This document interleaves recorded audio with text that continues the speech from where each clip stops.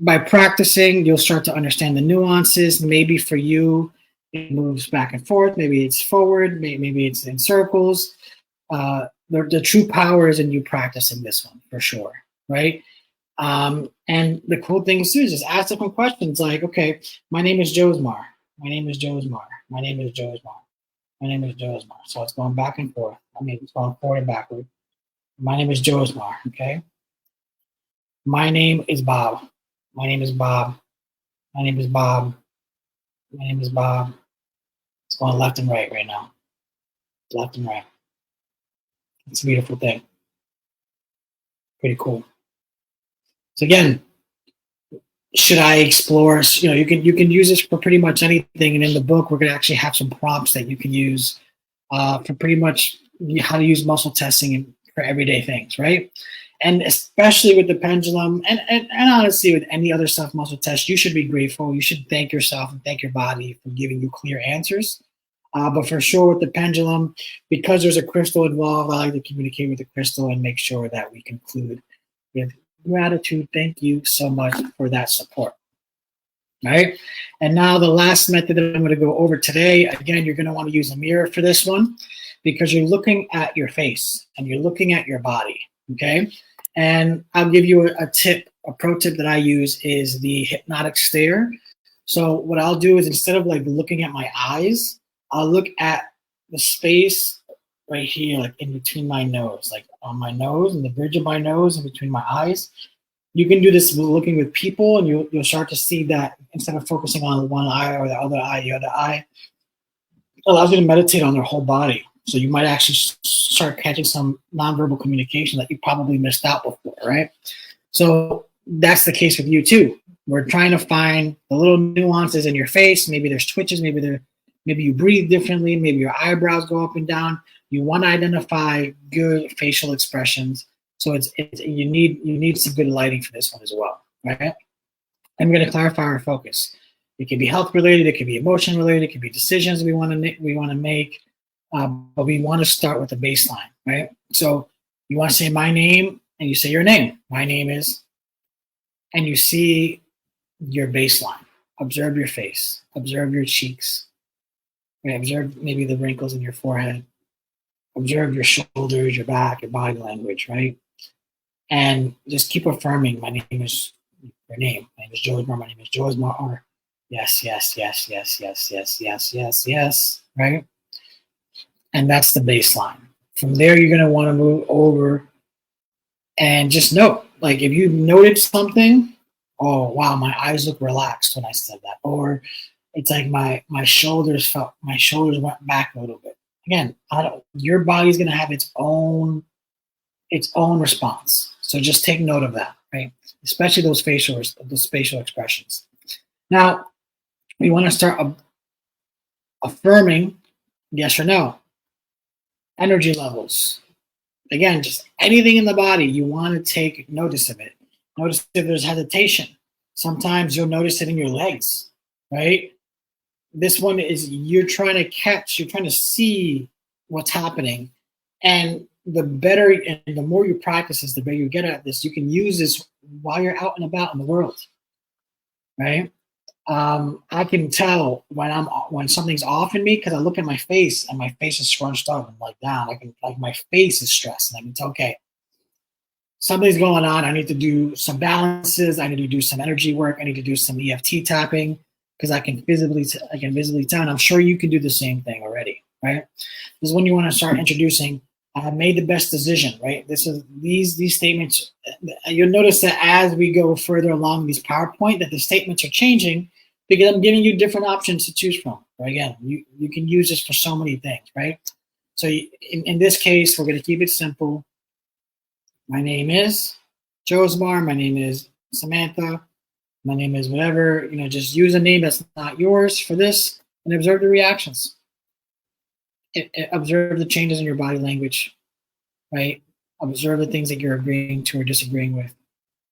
And just repeat as we go. Just keep on repeating. Take the moment to reflect on what happens in your face. Like I can feel that my face is just more relaxed because I'm affirming yes to myself as I'm talking, right? And you might notice it in my smile over the last few seconds. And it's pretty cool, right? So those are the 9 steps. Again, I want you to practice as much as you possibly can on your own.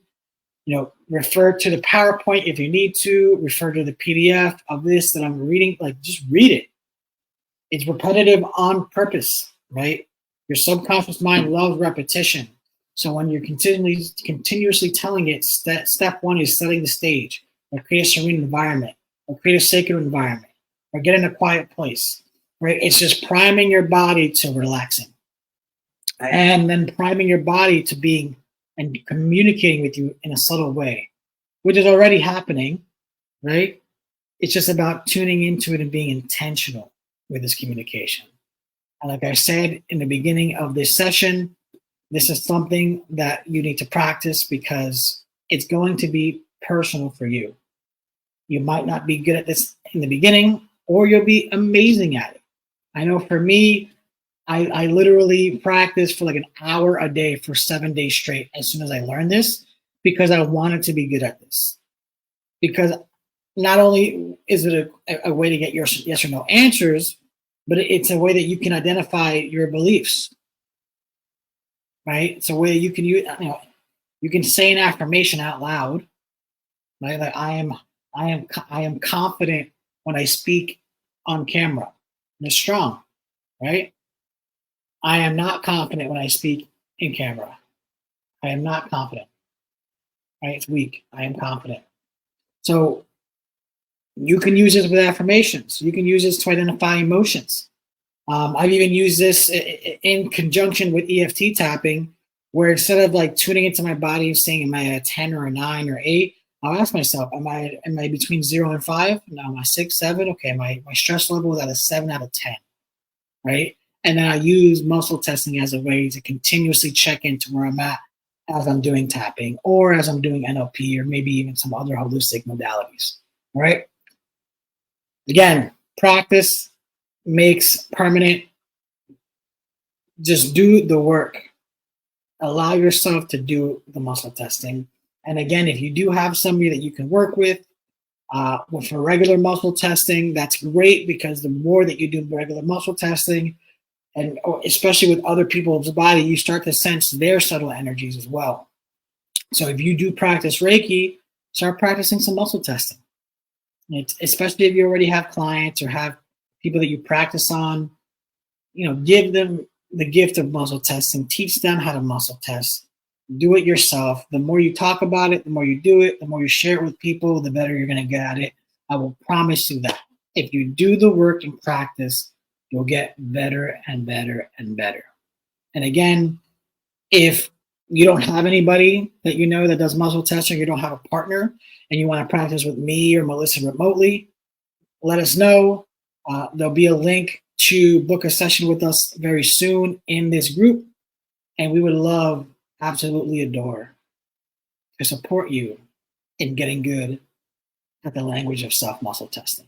Until next time, I love you, and I will show it to you